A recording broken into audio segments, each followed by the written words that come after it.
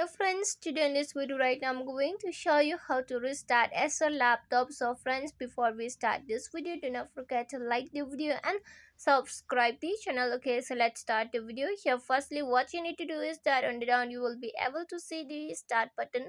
So just move on the start option. Okay, when you move on the start option, you are going to find in this page the setting option. So move on the setting. When you click on the setting here, what you need to do is that here on the side you will be able to see the Windows update here. Okay, Windows update, just click on the Windows update. When you click on the Windows update, here is the restart option. Here is the restart now. Okay, you just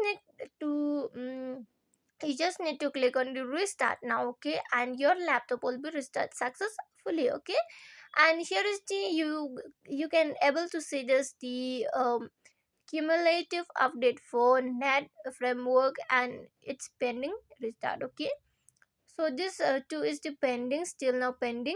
I have not restarted yet. And this is the post update. If you want to update, you can update it. Okay, your as a laptop. Here is the install update as soon as possible. You can update as soon as possible. Okay, and you can postpone if needed. It means that you can stop. Okay, you can stop if you are in needed. And this is the update history. You can check the update history also. Okay, inside the update history you will be able to see the driver updates, definition updates, other updates. So, and on the down you will be able to see the uninstall updates and recovery options. Okay, so let's click on the back. So here friends, there is advanced option also and Windows Insider program also. Okay, you can check.